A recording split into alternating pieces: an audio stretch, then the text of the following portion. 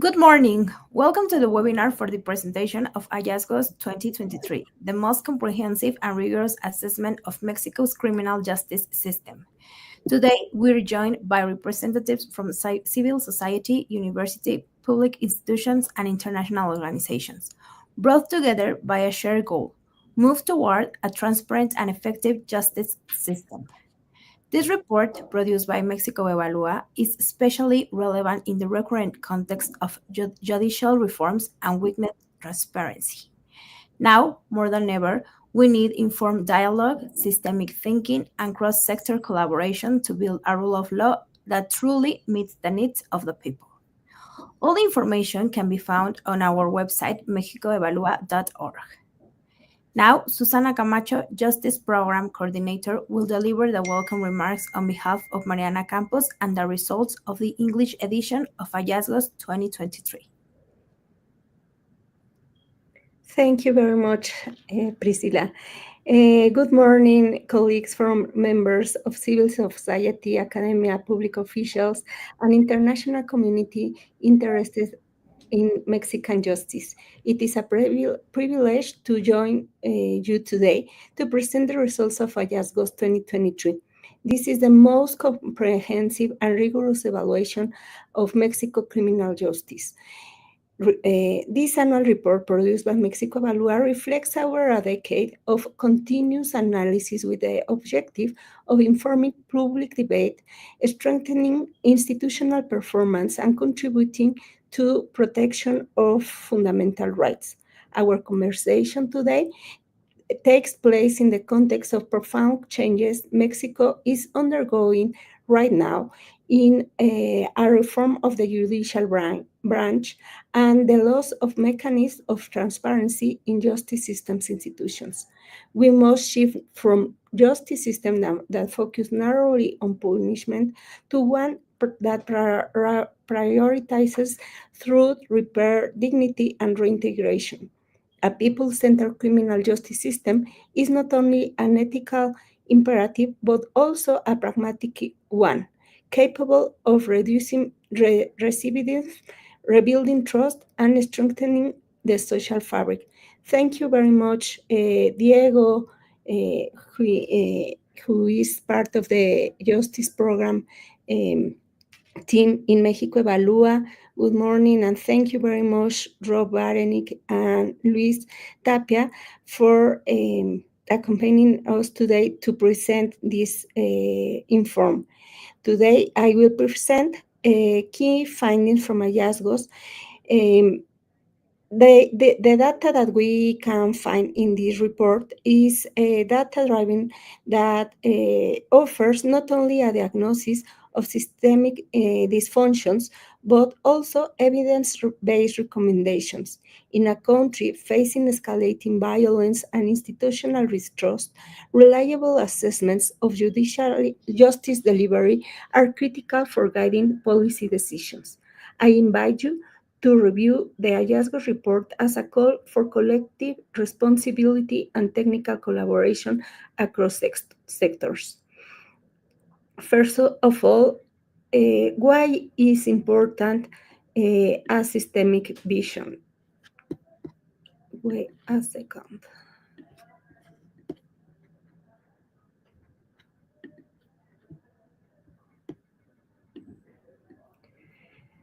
Mexico's justice sector reforms recently have targeted the judiciary in isolations, failing to account for interconnected actors such as prosecutors, public defenders, police, and victim services. Hallazgos 2023 emphasizes that without a systemic approach, reforms remains fragmented and largely ineffective.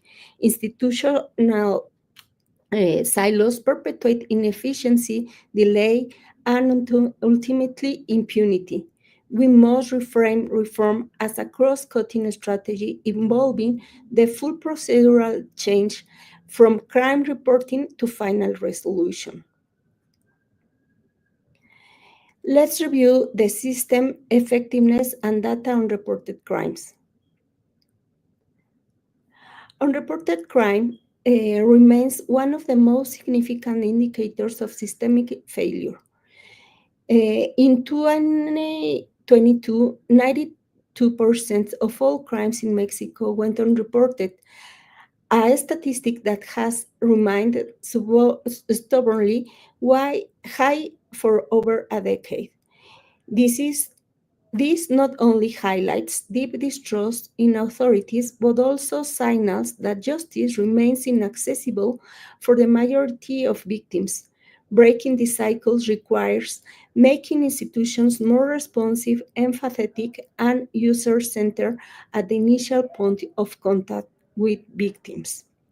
We can see in this slide that over uh, a decade, the percentage of unreported crime are is practically the same. If we make a closer look to by time of crime, the data become even more troubling when broken by type of crime. In 2022, the rate of not-report crime reached 97% for extortion and 96% for fraud. Crimes are deeply affect the economic and psychological well-being of people. These rates indicate that victims perceive institutional mechanisms as not only slow but also futile and even dangerous. For instance, extortion victims often cite fear of retaliation and mistrust in police as primary reasons for staying in silence. Any institutional strategy must therefore integrate victim protection and procedural transparency to reverse this trend. Impunity in homicide, forced disappearance, extortions, and drug dealing. Impunity is the most glaring failure of our criminal justice system. In 2023, the impunity index for intentional homicide was 89%, while forced disappearance reached 99%. Extortion and drug dealing cases saw impunity rates of 98 or 92% respectively. These figures suggest that systemic collapse in the state duty to investigate, prosecute, and resolve high impact crimes. In practical terms, 9 out of 10 murders go unpunished. This is not only emboldens perpetrators but also diminishes any determined effect of criminal law. It is a crisis that demands a urgent intervention and reallocation of investigative resources. Outputs follow up. What happened after a crime is reported? Even when crimes are reported, the system response is minimal. According to Hallazgos, 81% of cases presented to prosecutors were temporarily filed away, and only 3.6% reached a judge. Meanwhile, alternative dispute resolutions, which could provide meaningful and timely closure, remain underutilized.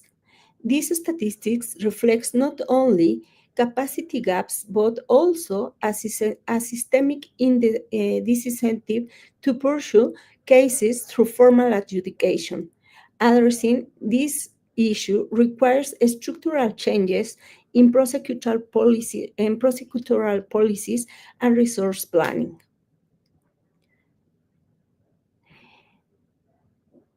If we review the results of the systems, the outcomes of Mexico uh, remain alarmingly weak.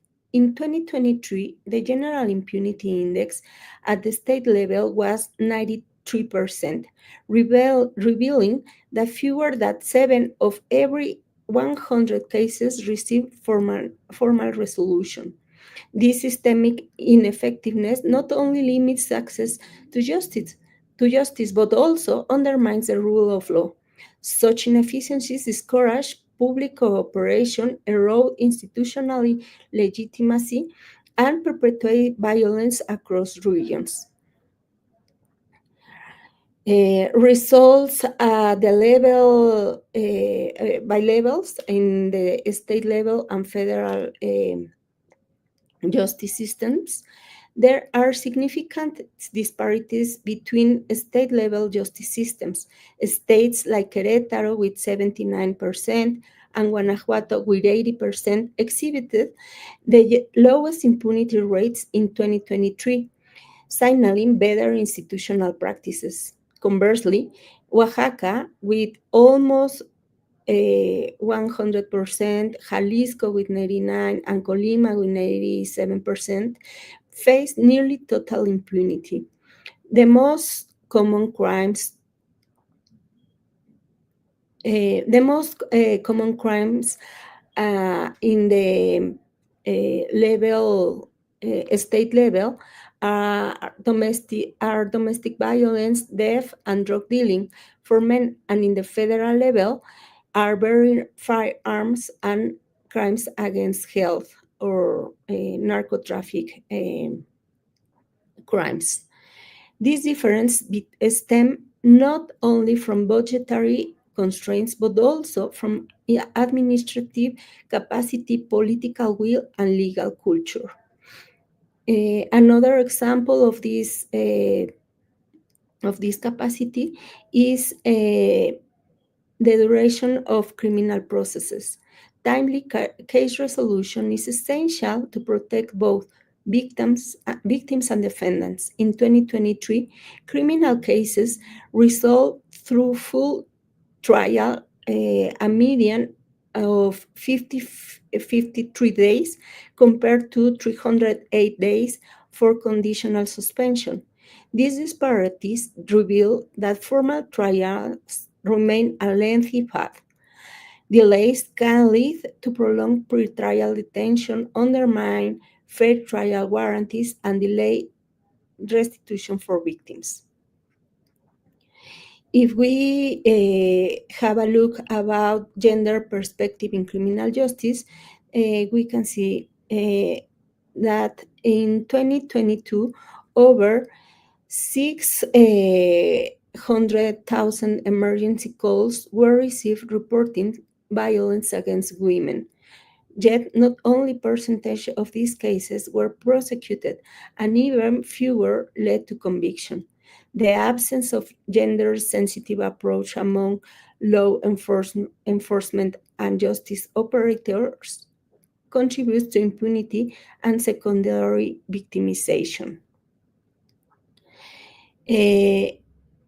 Between 2021 and 2022, emergency calls reporting domestic violence increased 10%. This rise reflects both growing awareness and prevalence of abuse. However, institutional responses have lagged with few specialized services and inconsistent application of protection measures. The backlog of unresolved cases exacerbates the vulnerability of women seeking justice and safety.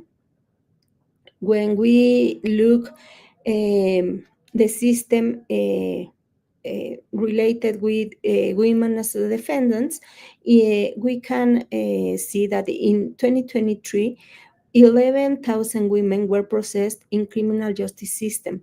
Many of these women face charges related to poverty-driven offenses and often lack access to appropriate legal defense. The system rarely considers their roles as primary caregivers or victims of structural inequality. Policies and practices must evolve to integrate gender-sensitive protection to female defendants. What are the factors associated with observed criminal justice performance? We review, for instance, institutional workloads. The criminal justice system is overwhelmed by caseloads. Judges in some states manage over 900 cases per year, while prosecutors and public defenders often handle more than 100 currently. These pressures led to rush investigations, lower quality legal representation, and excessive reliance on plea bargainings or administrative dismissals, undermining the due process and public trust. Another factor is the budget constraints. Despite growing demands, criminal justice institutions receive only 1.3% of Mexico's total public spending. This underinvestment limits recruitment, training, infrastructure, and digital modernization. It also contributes to inadequate victim services and limited prosecutorial capacity, ultimately impeding justice delivery across the country. Um, in Hallazgos report annually, you can find this kind of index. We call state capacity index when where we rank all the states about depending of the performs. The criminal justice shows pronounced gaps in institutional effectiveness in the different states. States like Querétaro, Coahuila, and Nuevo León rank highest, having implementing planning tools, transparency practices, and victim-centered approaches. Meanwhile, Oaxaca, Jalisco, and Colima show persistently weak institutional performance, compounded with fragmented leadership and resource scarcity. About the perception and knowledge of the criminal justice system, according to a national poll that is made to citizens, only 13% of respondents express a lot of trust in judges, and 66% perceive the justice system as corrupt. These figures reveal deep disillusionment with institutional integrity. The public sees authorities, especially police and prosecutors, as unreliable or predatory institutions, reducing their willingness to report crimes or participate in judicial processes. In summary, from Mexico Evalúa, we propose these specific actions. Adopt a truly systemic evaluation approach, distribute resources strategically based on institutional demand, align operational models with public policies priorities, reduce reliance on pretrial detention, strengthen investigative capacities, expand restorative justice mechanisms, enhance institutional capacity with adequate staffing, and ensure transparency across all justice institutions. Thank you very much for your attention. A justice system that fails to deliver fair, timely, and effective outcomes cannot support the rule of law. The Hallazgos 2023 report underscores the urgent need for structural reforms. With political will, interinstitutional coordination, and sustained public oversight, we can build a criminal justice system that delivers on its promise, justice for all in Mexico. Thank you very much for your attention. Thanks, Susana. Now we will have a discussion about the results of justice system in Mexico. Luis Tapia, academic and collaborator of civil society organizations, Robert Baranik, human rights specialist, Susana Camacho, justice program coordinator, and Diego Labogle, researcher of the Justice Program in Mexico Evalua, lead this conversation. Thanks all for your participation. Thank you. Um, Welcome back, everybody. And thank you, Susie, for the great presentation. It gives us a lot of information, a lot of data, a lot of analysis. And I want to ask our experts from all this mountain of information, where should we focus? What are the like the ones that rings the bells to you? Like you're saying, oh, this is a big problem. This is because some of them might not be so important, but some of them are like the key findings to you from the report. So, like, can you give us like two or three topics that you found extremely atypical, maybe that separate Mexico like from other countries or something? I don't know if we can start with Rob. Hi. Well, I think the answer to this question about the sort of big challenges, I think, has to be taken on two levels. One is, what do we see in Mexico? And it's hard to choose. I'm not going to speak to the individual crimes, which are the most difficult. I think looking at system performance, you really get to this fundamental question of a lack of prioritization and strategic decision making that sort of underlies a lot of the specific problems you see. So if you don't focus on a decision making that is guided by some strategy, some sense of what cases and crimes and criminal phenomena are most important, you might find yourself spending a lot of time on things that are easier to resolve or easier to dismiss and fail to deal with the questions that are really high impact. So I guess that question of overall strategic focus is probably the thing that I'd signal. And secondly, I think there's a difficulty here in that while Mexico Alua has done incredible work extracting data from the various institutions, there really hasn't been the willingness across the board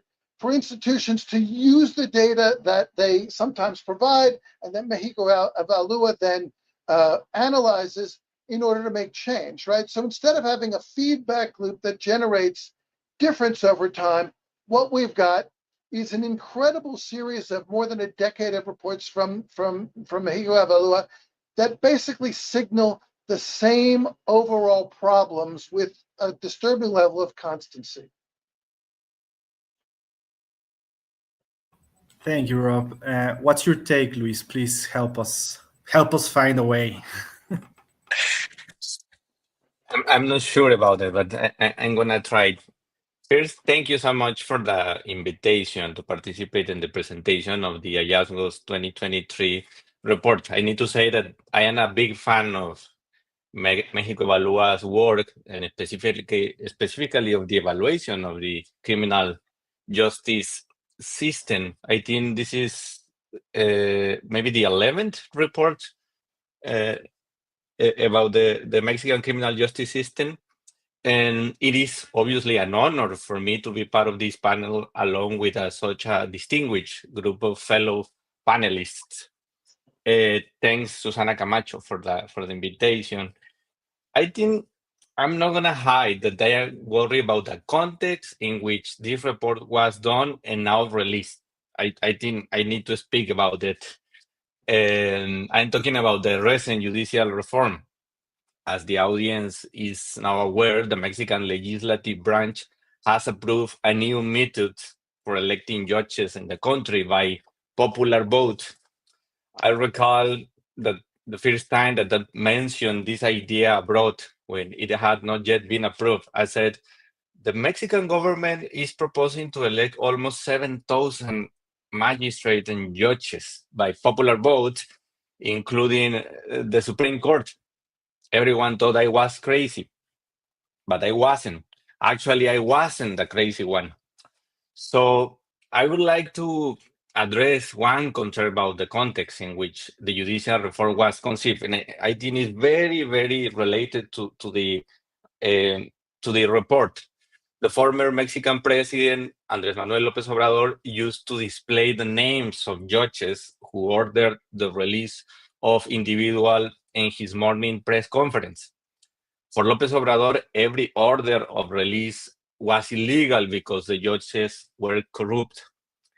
That practice generated pressure on the judicial work. In fact, the UN Special Rapporteur on the independence of judges and lawyers raised her concerns with the Mexican government about it. I'm going to quote my translation of part of the rapporteur's statement. The public labeling of judges as corrupt or criminals as a result of decisions made in the normal course of their duties by high-ranking executive officials, including the president, is particularly concerning, as it is carried out by influential senior officials who wield significant influence over the public perception of the judiciary. End of quote. I'm not saying that it is impossible to corrupt Mexican judges, but as the rapporteur said, it is concerning to label judges because of the content of their decisions. I would especially like to stress the importance of the judiciary's role in reviewing the legality of arrests. During this year, I have spoken with judges worried about about being criticized for releasing detainees who had been illegally arrested. Unfortunately, the negative practice of exhibiting and labeling judges has been used by the current president, Claudia Sheinbaum, not in the same way and measured, at least for that reason, with the judicial reform and specifically the creation of a disciplinary judicial tribunal, there could be increased pressure from the government on judicial work to avoid the release of people. As, as this report highlights, it is crucial that the criminal justice system guarantees the presumption of innocence and people-centered vision. That statement is especially relevant now. Perhaps we do not have reason to be optimistic about the future of the Mexican criminal justice system in light of the recent reforms, but I will try to emphasize the importance of the work of Mexico Evalúa's team at this time.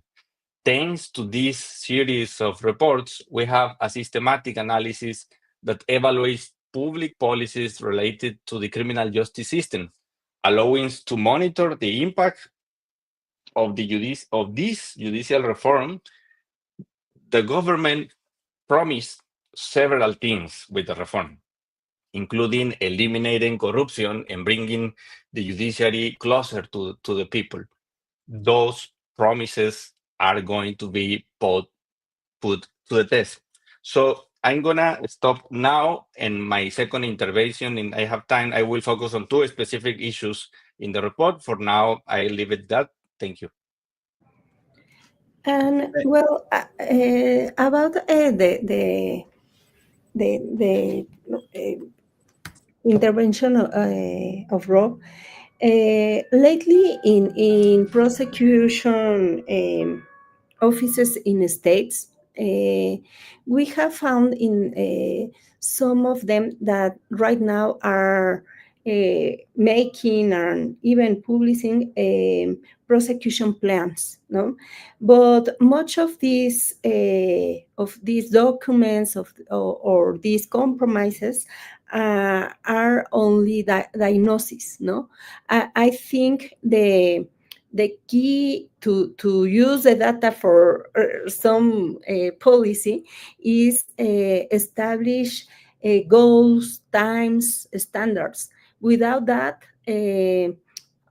are only data that that how you point, Rob, are not using to have a concrete result. And also, in these years, I think we from Mexico Evalúa, we have had some response of some institutions that are already using it. For instance, I don't know, in Coahuila, with having this data about gender crimes related with gender violence.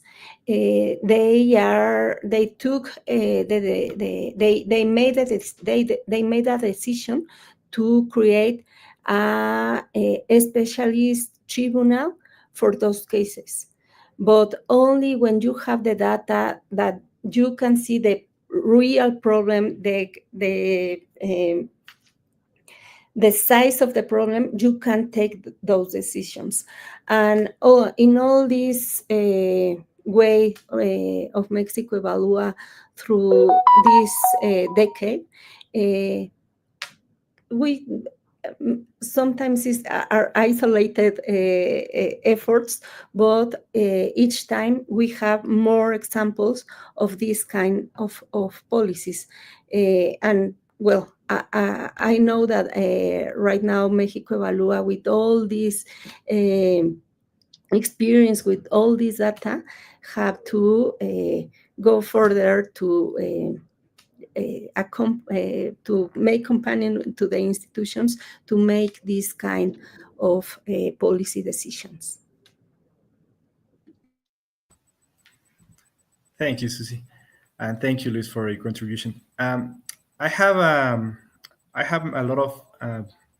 I want to play the devil's advocate. You know, like let's make it a little bit spicy because we're pointing out so many problems with the government, with the procuration of justice, with the way the justice system. But let's give them the benefit of the doubt. Let's say they are trying some things. They are like I don't believe they're in the right path at all. But where should they be focusing to correct these mistakes? Like this is the actual question. Like if what they're doing, and this is maybe not new, but not only of this government, the problems that we're seeing in the justice systems, only the election of the judges are new, but what we're seeing in the data from the report, the impunity, the lack of use of alternative dispute resolutions mechanisms, the lack of cases that actually go to court. This is old news. This is a problem we've been carrying for a long time. We actually believed that when we changed the criminal justice systems, these problems would like disappear, but they didn't. Some of them remain. They are better than before, but they're not solved. So if we're going the wrong direction, where and how should the government change their focus? Please, Rob. Happy to start. So I'm going to try to answer this maybe in three dimensions. First is, I think it's really important what Luis said and what Susana said. You heard the problem has so often been defined as there are corrupt judges. And when you do that, and when that sort of attack becomes institutionalized for political purposes, you start to lose the analytical edge you need to realize that this is a criminal justice system. It is a chain of institutions, or maybe a circle of institutions that have to work together. And so you can't analyze it through any. And particularly, you can't analyze it by looking at one of the institutions that's at the end of the chain. You have to start looking a little bit more upstream. I think let's just talk about a little bit of good news. Something is being done by some governments, right? We've said that the overall averages and impunity indexes have remained the same, but if you look at individual states, there's a lot of movement. In 2018, Baja California was 22nd out of 26. That, of the 26 that gave information that allowed them to be in the assessment. 2023 was up to 5th. Michoacan was 15th, I think, in 2018, and it leaped to first place. Veracruz and Tamaulipas in 2018 were dead last. They were respectively 25th and 26th, but most recently 10th and 11th. And if you go the other way, Campeche was 4th in 2018, and I think they're 20th in 2023. So there's a lot of movement. And the question so one of the challenges, not just for the governments, but also for the interpreters of reality, like Mexico Valua, who shouldered this burden for so long, one of the questions are, what are these states doing? Have they hit on solutions that we should be adapting and modeling from? Are they, in the case of Campeche and other states that have fallen back, are they a cautionary tale that we could learn from? Or are they simply somehow gaming the evaluation system in a way that distorts reality? So I think those sets of questions are really important for them. And they're important for the rest of us who care about how we interpret and change the system. And that really means we have to have a focus not only on the numerical, the quantitative, but the qualitative. What is going on in the decision-making processes, in the supervision, in the whole sort of pipeline of individuals making decisions to move or not move cases through the system? That qualitative analysis has to be joined. It makes it more granular. It's far more difficult. The two questions I would say to governments, if they're trying to get a handle on what's going on, is, do you ask at every level to a line prosecutor, to a supervising prosecutor, whatever it is, do you ask the question, is this case really relevant to our strategy? Is it a priority? And second, how difficult will it be to bring it to the ultimate resolution after trial? If you start to ask those two questions, you begin to realize, well, where are the resource needs? Do we have options that allow us to resolve this case in alternative ways? And would that be wiser? And which cases really do require us to invest more resources? So I think it's that combination of thinking qualitatively, putting a strategic focus on that through some relatively simple questions, and obviously finding the key to opening that dialogue with governments at the state and federal level so that they really are not just producing to answer the questions put to them by INEGI or Mexico Valua, but actually using them to answer their own questions about how to get better. And by the way, there's a lot of evidence in these states of states that have improved. So maybe there's a political incentive for some of them to tell those stories and expose them. Bad numbers are certainly going to close a lot of mouths among officials who don't want to give publicity to their failures. Give a medal to all those who are willing to take on that challenge. But there's a lot of movement up. We ought to find out why that's happening. Thank you. I love it. The same question for Luis. I'm so sorry because I am the negative person on the table. I'm just bringing concerns. But I think this is also necessary. And I promise that and at the end, I look on the bright side about this. I think, obviously, we need to speak about pretrial detention. Sadly, we have in Mexico this mandatory automatic pretrial detention system, even though the Inter-American Court of Human Rights has twice ordered to the Mexican state eliminate this modality of pretrial detention. The Mexican authorities actually have done the opposite. On the last day of 2024, Congress reformed the Constitution and added more crimes to the infamous list of Article 19. In April of this year, Congress added even more crimes.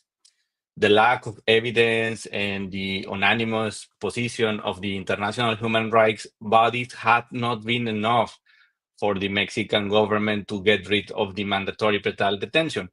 The negative impacts of this practice have been well documented, and perhaps the most harmful is how it affects impoverished people. By the way, I hope the current Supreme Court debates and decides the cases related to mandatory pretrial detention that are pending. I'm not sure about it. I just read I was just starting this event, and I just read that the Supreme Court justice said in an interview this morning that they will not have enough time to debate the case on mandatory pretrial detention. It's unfortunate to hear that. So, since we have not yet eliminated mandatory pretrial detention, it is crucial to continue documenting the impacts of this practice on individuals' rights and the effectiveness of the alternatives. So, this I am connecting this part with the report. For example, as this report did, it is relevant to monitor the role of the institutions that supervise precautionary measures, which we call UMECAS in Spanish. I think it is very important to continue evaluating how they are working. I'm going to spoil a little bit, but I was working also in a report about the UMECAS, so it's gonna be released soon. But I think this is so important. And I have another idea, but I think I'm gonna stop here just to keep listening to the rest of my co-panelists. But maybe in a last intervention, I can say something else. Thank you. Thank you, Luis. And about this question, Diego, what, which is the key that we have to be focused? I think we must have this full and integral vision of all the system, but looking in detail for where are the almost all the problems in the system not going on.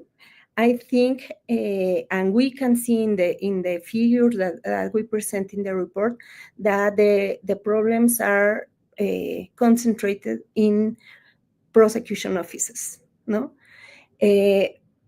in one hand, we have all these crime reports, all these calls that police, that different Mexican polices are receiving, but when the few of them go to the prosecution officers, and it's a minimal number of cases that goes on to the judicial system. So the problem, the origin of our problem is there. How we connect police with prosecution officers, and and I think this is the most weak part of our system, the investigation capacities. No, we don't have and having the idea of different kinds of investigations. No, because for instance, while a case of a familiar or violence against women, you know who is the aggressor, you know where he lives, etc. You don't need to make a very deep investigation. You have all the data. It are cases that are easily to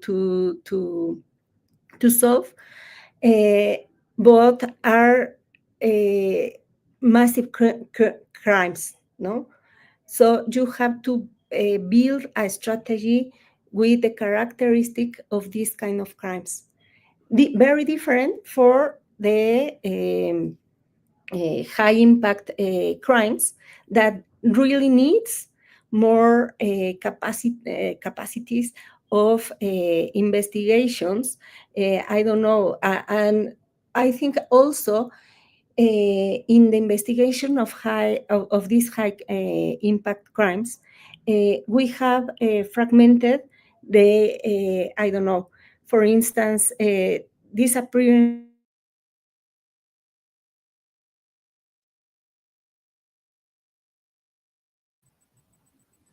I think we lost Susie for a second. You're back. You're back.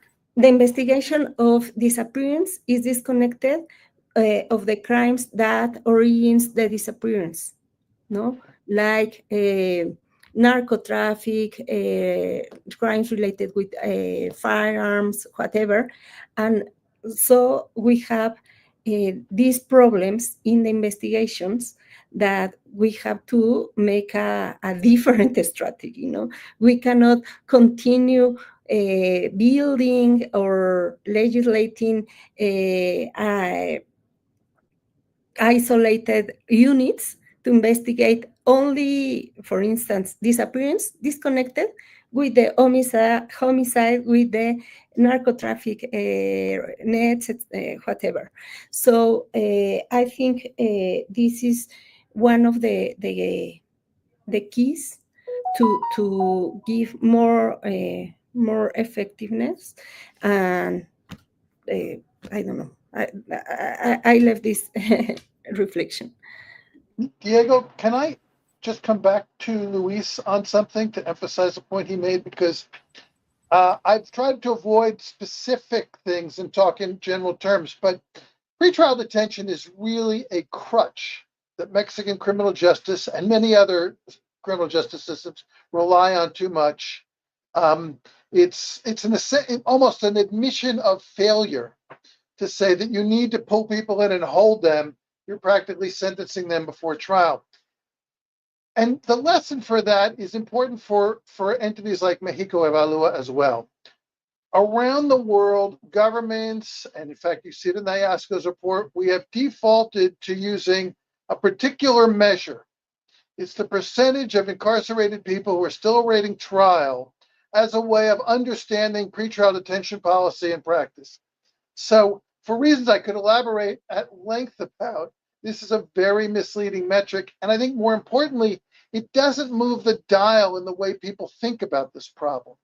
Now, given what we know about the existence of the OMECAs and NGOs that follow these issues, we know that there are both metrics and data that are much more salient and much more telling.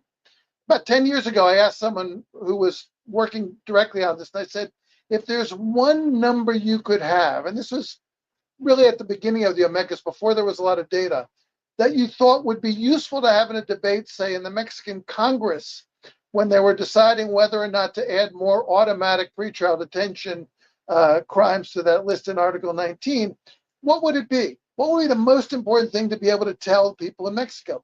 And he said, the number of people who are not detained, who get some other means of regulating their time before trial, and or under some other measure, who don't fail to report in and comply with the conditions, who don't flee the jurisdiction and never approach a trial, and who don't commit a crime while they're waiting for trial. And now, years later, we do have that data. And the number of people who actually comply with all the rules while they're waiting in temporary release is so much higher than anybody listening to us today and most people in Mexico would imagine. And I think changing the metric, changing the narrative to describe how you can get security with lots less pain, economic pain for families of people who are detained, et cetera, a lot less violations of human rights. You can get those through alternative measures. We need to find ways to measure the promise and possibility of those alternatives. And the good news is we have those measures. Thank you, Rob. Thank you, everybody. And okay, so I think we have time for one last participation. So this is gonna be like a more open, like what's your conclusion, and specifically on. I'm gonna give you an idea, and you can work on that, or you can just like give us your conclusion about the report openly. But I have a problem with what we were doing here because there's a lot of there's a lot of reports, and there's a lot of news, and there's a lot of experts talking about the problems on criminal justice, but we never reach. We don't seem to be able to reach the public, and the government is able to get away with a lot of things, these and other governments are able to get a lot of away with a lot of things against human rights. The things we're talking about, the pretrial detention, the things we're talking about, like how bad are the prosecutions, and nobody's watching it. How nobody changes the ways they investigate the different type of cases, because this goes a lot of under the table. Nobody notices it. Like we can cry it out, and we put reports, and we make news, and all the money and all the attention goes mostly like for other topics like security. So my final question, or you can take it or not, I leave it to you, is how can we reach the public so we can take justice again as a main subject for the policies in Mexico, because it is there because of the judges, but it's not, they're not working, and they're not talking about the real problems like we are trying to do right here. So how can we change that? How can we make the public say, okay, the judges are we have problems there. How can we move that discussion into the real things? And let's change it a little bit. Let's start with Luis this time. Very easy, Diego. Very, very easy question. This is the most difficult thing, I think. And it is sometimes frustrating because we are talking about relevant things for the life of all the people. It's not, the judicial system is part of our life. I think an idea that I am always talking and I'm always thinking about it is this very simple phrase: the administration of justice is a public service. About this, so we need to communicate that idea, like water, electricity, public transportation. This is a public service, and we need to put resources to have a better public service. I think we need to speak more about it. So when you are speaking with a prosecutor, this is a public service. And if you are in that office and the office has a lot of issues, we need to put money on that. So I think this is part of the conversation that we need to speak more, because I don't know, I was surprised when a journalist was speaking about his first visit to a court. He said it was a very good court. I was in a federal court, and they have a judge there, and the prosecutor was sitting there, and also the lawyers and the defendant. And I was surprised how how this thing is working in Mexico, and I was so surprised, like about his reactions, and for that reason, I think this is very important. Uh, I want to take the chance to just to mention one specific thing before close my intervention, because I think this is very important. The summary proceeding, or maybe we can call the Mexican waiver trial system. I think, despite the temptation for good reasons, such as efficiency and effectiveness and the prioritization of resources, to prefer these early termination proceedings, it is crucial to scrutinize how prosecutors negotiate with defendants. In many cases, defendants are subject to pretrial detention, actually mandatory pretrial detention, and accepting a summary proceeding is often the fastest way to regain their freedom. In that context, it could be irrelevant whether the person is innocent. So if they accept criminal responsibility, is a way to get out of prison. For that reason, I think judges play a key role in identifying disparities, such as those related to gender, which serve as important safeguards for defendant rights. So finally, as I mentioned, I regret the approval of a reform that was not designed to address the problems of the judicial system. I am speaking about the judicial reform.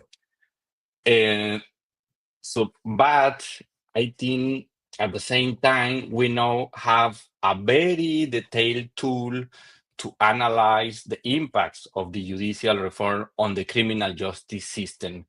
It will be exciting if we weren't dealing with a very delicate and sensitive topic such as people's freedom. Thank you so much.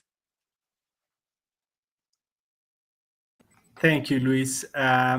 Maybe we can continue with Susana, and we'll close with Robert afterwards, please.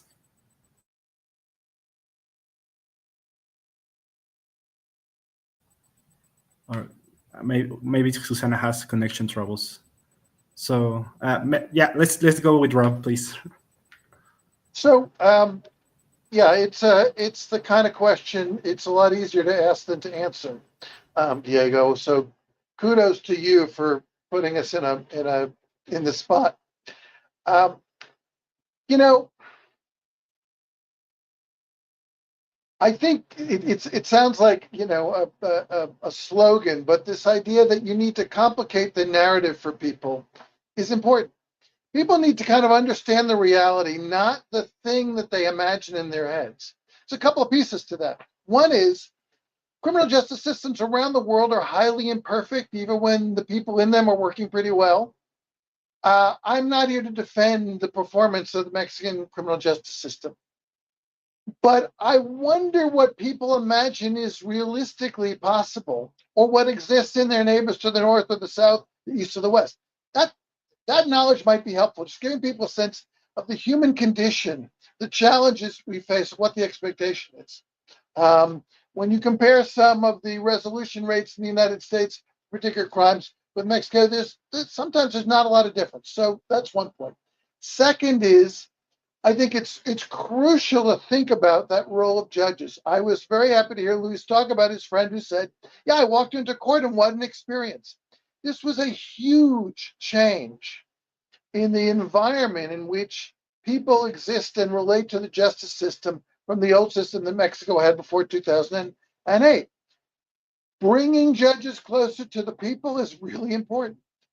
And my own instinct about the reform is that the group that actually was most improved by the reforms in the system that we've now had for a decade or so is really the judges and the lawyers that have to appear in court, because they have to make arguments. People can hear them. There are recordings. So finding a way to show people at work doing the thing they do, hopefully hearings will take less time over, as we evolve in the system, they'll be shorter, but I think that's important. Now, so those are ways of actually giving people a better sense of what they're comparing in their mind with in other countries, and also what it really looks like.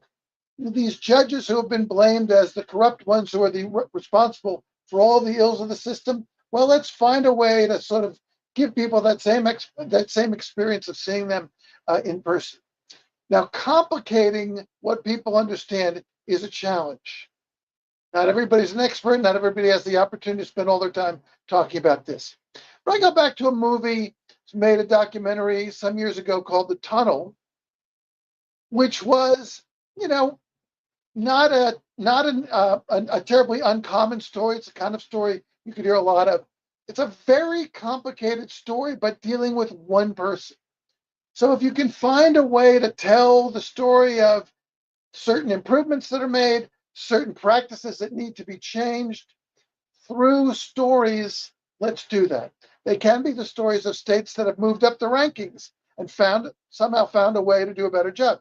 They can be stories of an individual defendant or prosecutor or judge, etc. But I think combining the enhanced complication so people realize it's a system they have to think about, and everything has a trade-off, and you're balancing a lot of considerations. Getting that complexity through the lens of stories that people can relate to and they want to watch or read or listen to is part of the challenge. It's also part of the age that we live in. Thank you, Rob. Yeah, I love. And finally, Susie, now you have a better connection. Yes, sorry, because sometimes the connection fails. Again, no, I insist in a systemic vision, and these kind of examples that we have talked in these conversations an strategic vision, and also based on data. No, as Luis said, all this thing about pretrial, automatic pretrial detention is not based in data. We don't have any data that confirms that it works. All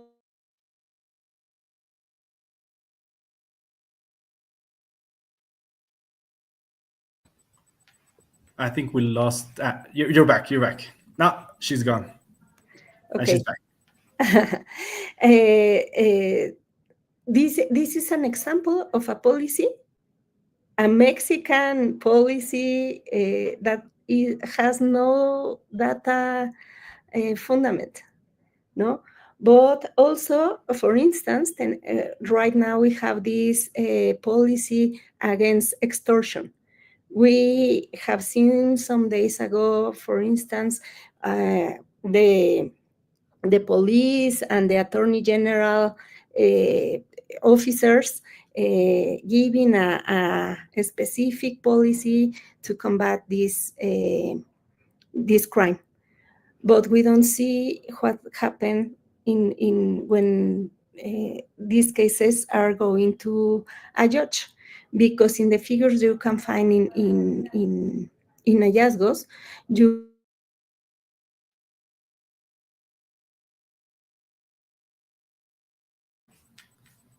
And she's gonna be back again, I'm sure. it's very easily and in a short time the resolution of cases of extortion. But it is because extortion is not being reported. But in the moment that we have a huge number of reports of extortion, what will happen in the judiciary? I think we will have problems because we don't have the vision of connect all the systems with the data, with the projection.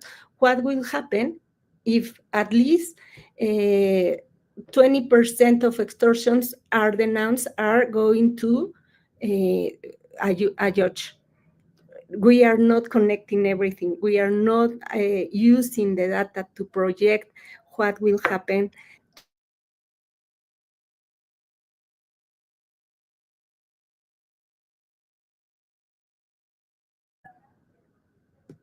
Finally,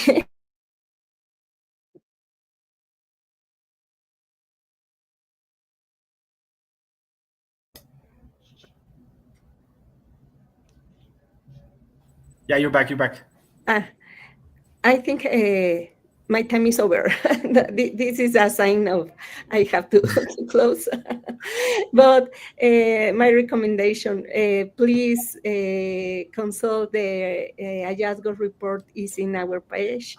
Thank you very, very much, Rob and Luis, because I know you are very busy people and you have the time to review with so much detail the report.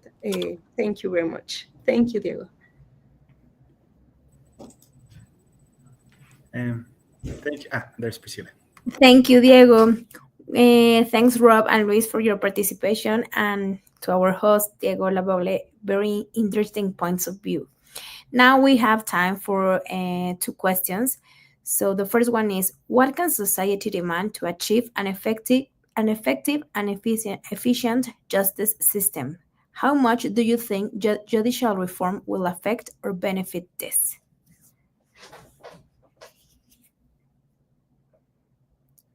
Susie, or I don't know if Rob, you will answer this. Let me start with the second part of that first.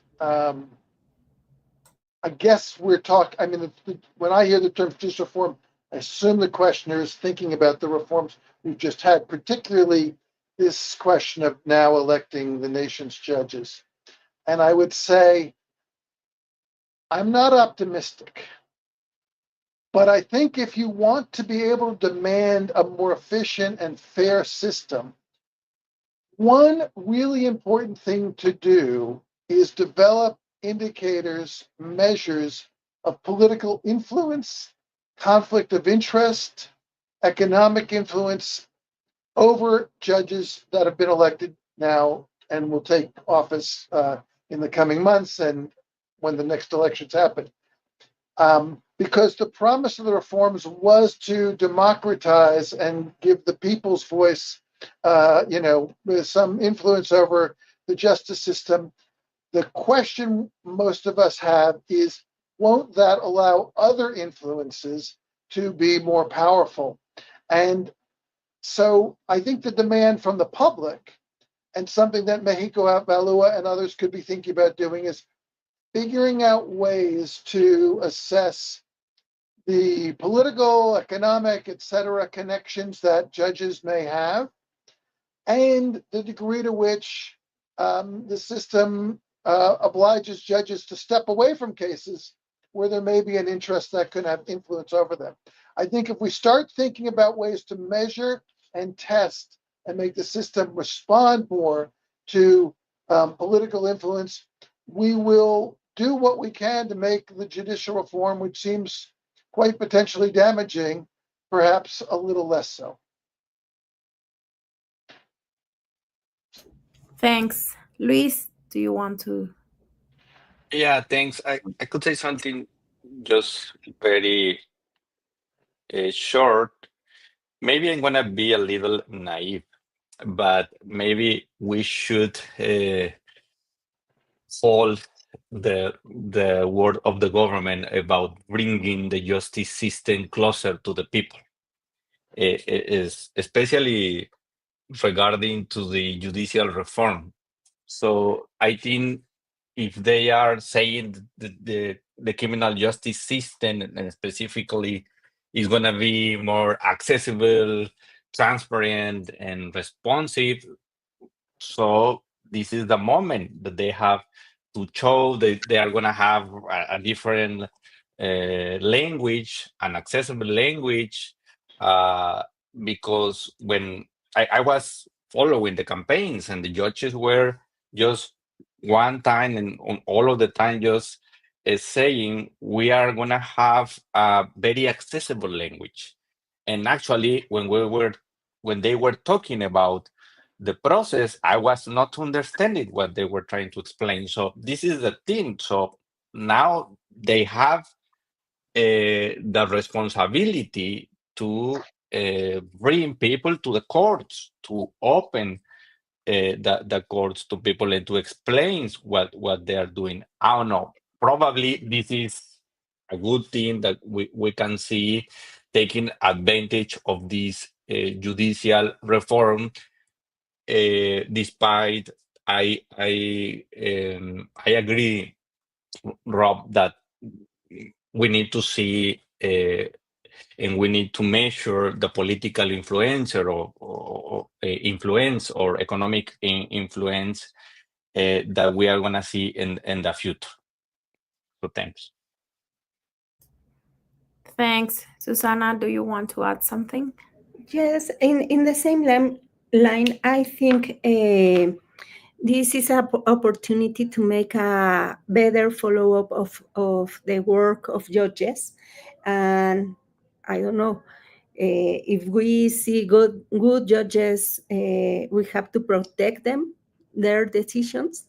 No, it's a way to legitimize their work, but it's also an opportunity to identify bad judges and exhibit them.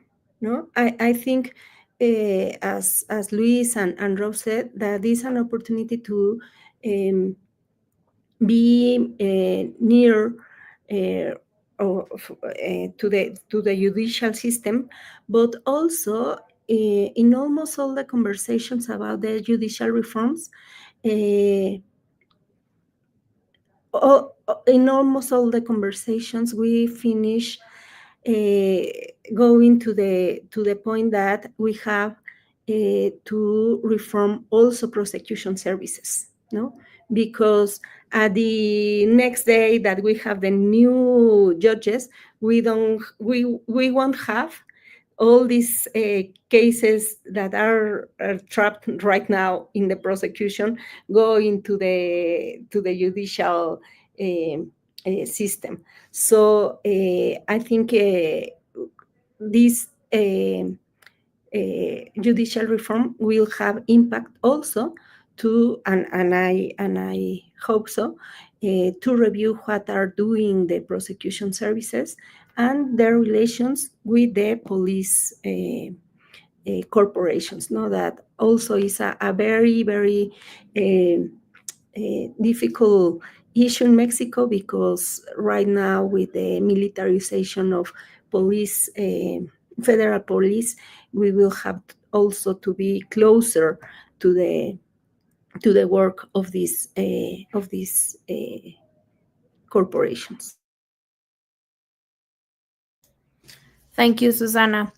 We have another question, and it's: in light of the impunity rates and low use of alternative resolution mechanisms, what changes are most urgent to guarantee justice and a right-based approach? Rob, do you want to start? Well, I think Luis was signaling that one of the things we've seen is a tendency to rely on the abbreviated process, which I understand as a kind of a version of what in the United States we call plea bargaining. And this, I have for a long been of two minds about this, because on the one hand, the great benefit of the new system that Mexico has is that it provides alternatives to going all the way through a trial. That's essential in a country with this many people and the volume of crime. On the other hand, what happens in the abbreviated process is, rather than having an adjudication with the judge's questions and considerations really being the primary focus, you have a negotiation. And the imbalance of power between people who are accused of crimes, who have sat in pretrial detention, and a prosecutor is just too obvious. So I think one of the things we really have to be looking at is trying to, on the one hand, manage or find a way to limit the extreme use of the abbreviated process. And maybe the way to do that is to, at the management level or through some legislative change, create a greater incentive for prosecutors to look at the various forms of resolution. One of the ways you might do that is say, well, how do prosecutors get away with raising very high charges early on and then dropping them at the last minute to get a negotiated abbreviated process? It's a little hard to figure out exactly how to police that, but that's really what the combination of better access by defense counsel to these issues and better management by prosecutors would help to do. Because by creating incentives to use the alternative resolutions, you resolve cases sooner. You don't get all the way to the point of an abbreviated judicial proceeding. So you save some time and resources.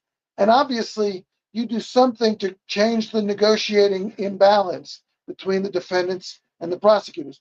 It's a very difficult thing to do, and it requires leadership. You have to have a strategy and a set of values in the institution that says, what we're really trying to do is get to the point where people feel like they've had a fair resolution of their case, whether the victim or the defendant, with a minimum disruption, the most efficient use of resources we can. To the extent that people can say that justice was done, we want to do that as easily as we can with as few sort of unfortunate consequences to people as we can manage. And that usually means trying to save time, trying to keep people out of detention longer than they need to be, and at the same time, creating a certainty about what the outcome is going to be, not the uncertainty that someone would suffer sitting in pretrial detention for 2 years, only to find an offer on the table at the end of that time, which they take because it's the only way out of jail. I think a lot of those things need to be combined if you're going to create a system that's fairer. But bottleneck that I see, or the point of leverage, is really around negotiated resolutions in the abbreviated system. Thanks. Luis, do you want to add something? Yeah, thanks. I'll be very brief about this. I think one idea that I think when I heard that question is about the use of the criminal justice system in Mexico. And I think this is not only a Mexican thing. We had too many crimes in our penal codes. We want to use the criminal justice system to fix every social issue. And I think this is part of the discussion that we must have. Susanna was mentioning about criminal prosecution plans, and I think we need to discuss about that thing because that is happening now. We are just thinking about new crimes when we see how artificial intelligence can be used to harm people, immediately we think we need a new crime, and we are not thinking different ways to fix these uh, relevant and important issues. And I think if we can fight, if we want to fight against impunity, also we need to have less crimes in our penal codes. So thanks. Thanks. Susanna, do you want to add something else? No, only give special thanks to our founders. The Friedrich Naumann Foundation has for many years accompanying us in these efforts. Also, USA was behind of many of these efforts during the last years, and obviously to our experts that we have working so much for so many years in all these reforms, and we have uh, this passion, no, to improve the Mexican justice system. And thank you also to our director Mariana Campos, to the communication and edition team in Mexico Evalúa, and obviously to the Mexico Evalúa's team of justice program, and the consultants that also were part of this effort. And nothing, simply thank you very much, and invite everybody to consult our report in the nets of Mexico Evalúa. Thank you, please. Thanks, Susanna. And this is how we reach the end of this event. And let me remember you that this information, you can find it on our website, mexicoevalua.org. And thanks to all of you for your attention. Thank you. Bye-bye. Bye. Nice day.